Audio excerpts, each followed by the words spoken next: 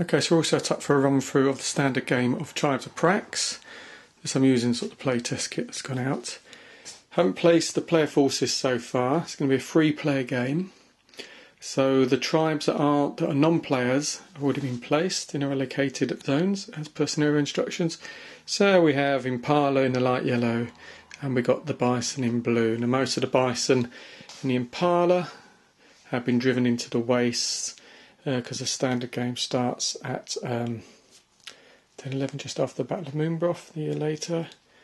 So all that's placed on the board so far are a few of those tribes. We've also got the Lunars placed at various garrisons around the board.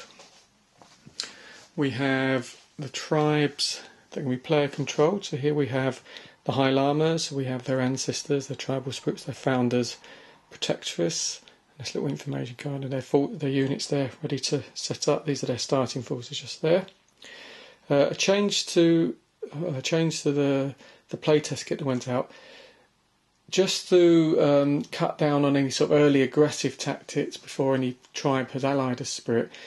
Each spirit gets a random lesser spirit card at the beginning, so if they're attacked, they're not completely defenceless in spirit combat. So you can see the llamas pulled up a lesser darkness spirit, these sort of unnamed spirits. And the Morocamp have an air spirit. You can see the sables have an air spirit as well. We'll look at the lunar track. Well, we're starting off so we can see that the sables are allied with the lunars. It gives them lots of benefits. And the High Lamas and Morocamp, because they didn't take part in the Battle of Moonbroth, are sort of neutral-ish. And again, if we look at status, we haven't done power yet because the game hasn't actually started. The Llamas and the Morocamp start with 2 status.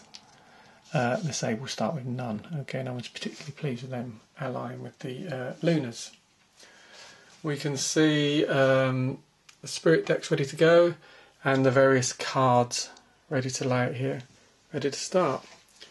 And we've got down here, because there are 3 players, that means we've brought out 6 of these independent tribes and magic societies, and we've still got the Bowler Lizards, the Newtling Renegades, Cannibal Cult, the Serpent Dancers, the Rhino Riders and the Wind Singers. So these will be available to ally during this turn. Okay, I'll be back after we've placed the player counters. Okay, so the players are now placed their counters. The Sables, because of their alliance with the Lunars, are allowed to place 3 units only within 2 hexes of this area here, the Bison Plains.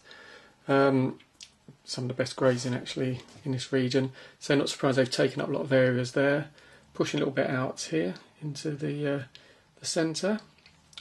The Morocamp are pretty much set up in the area that they prefer. They have a bonus when they're in these areas with rivers, when they're in flood, so quite useful there. And you can see build a bit of a cairn here. The cairn's placed here. Neely's Impala, I'm not sure what he's thinking about at the moment. 1 set of Morocamp have set the other side of the river at the top there, and if they're looking for some easy pickings in the wastes. And the High Lamas have concentrated mainly around Horngate, but there is quite a concentration around Dwarf Knoll as well. I suppose they're not wanting the sables to have complete free range of that side of the board. So there we go. Set up. I'll be back after turn 1 and tell you what happens. Okay, the end of turn 1. Let's see what's going on. Well, all of the tribes decided to sacrifice to Waha and got various gifts. We can see the Llamas pulled out Vigour, which is going to help them when they in the clan growth phase, so hopefully they get a few more tribes, or at least an extra tribe. The Morocamp sacrificed and came up with Peaceful Cut, which is great, so they won't have to sacrifice any herds to sustain the tribe this year. And the Sables pulled out Waha's gift, which gave them a power bonus. Okay, I know it's the end of turn, some of you put the Sables right up here. So the Sables had the first turn, or the first action phase, and let's see what's happened. Well, the Sables have sent the Shaman off to the spirit plane, and they've managed to ally there we go, Semenura, okay, Semenura, with their power, and you can see that's one of my It's got lots of scribbles over it because that's sort of in flux at the moment. They've also attempting at the moment to take control of Day's Rest, at least for a short period of time, and that will give them lots of bonuses. And that's pretty much what they've done with their turn. They've shuffled a few units around. If we go over to the Morocamp, the Morocamp have been fairly busy. They had some units in this area here, and they raided the Impala, getting half a herd off them, and then they've sort of retreated back because while they were doing that, the Llamas had allied the Newtling Renegades, and with the help of the Newtling Renegades, they actually raided the Morocamp here and take half a herd.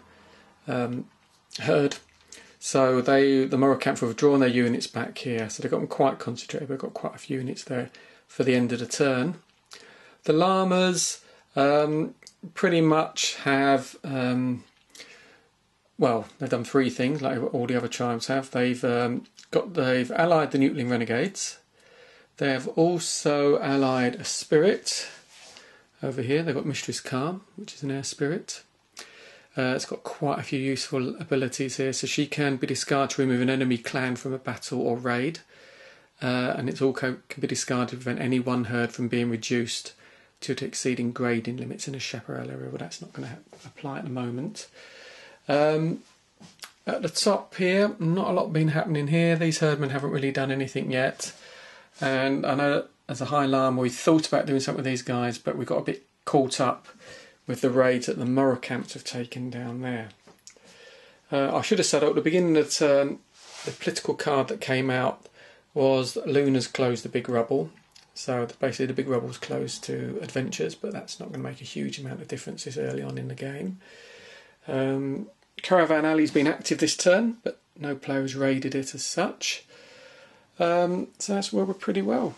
So both the Morocamp and the High Llamas have had a successful raid, so they both generated a warrior, so they will be looking at adventuring soon.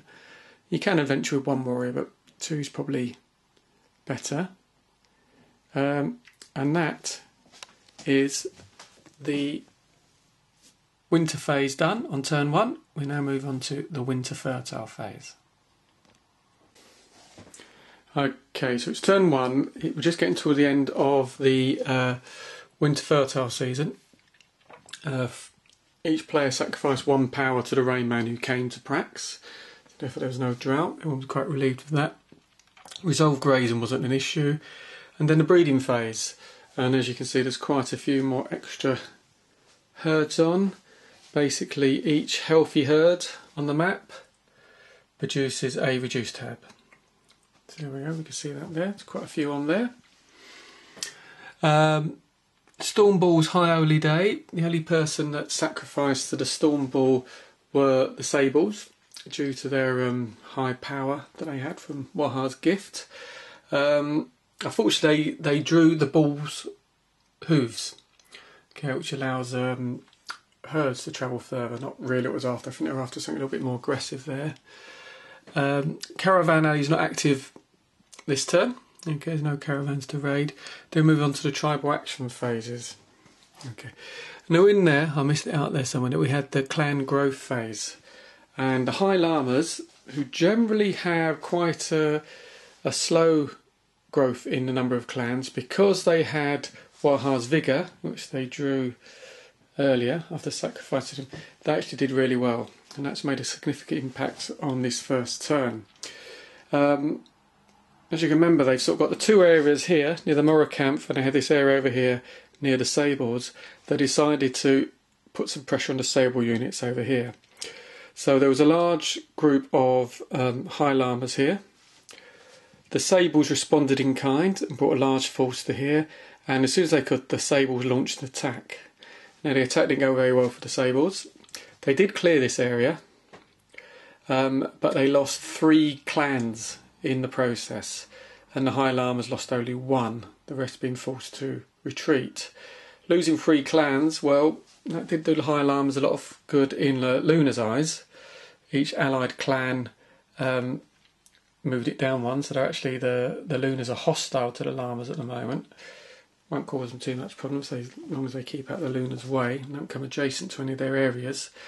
So though the Sables are victorious with one unit, the High Llamas attacked straight back and eliminated that unit. So from being in quite a strong position very early on, the Sables are sort of over-egged their hand.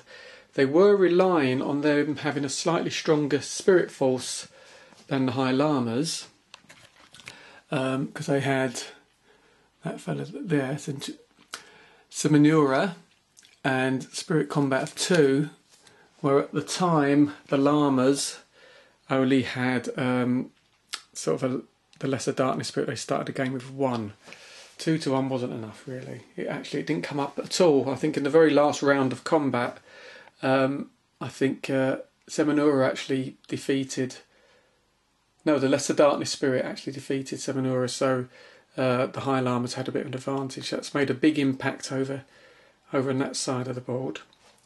Down here, started off with the Morokampf trying to raid the High Llamas in the hills. Never a good idea. It's their favoured territory, and the Morokampf actually lost one of their clans in that process. Thankfully, it wasn't the Khan. They're very pleased about. As you can see, that we've had a little bit of growth here. They have gone off to the Spirit Plane and recruited the Pure Horse Founder. And sort of the final little bit of information from the turn is that after the High Llama's successful battle, they had 2 warriors, so they sent them off to the Pairing Stones.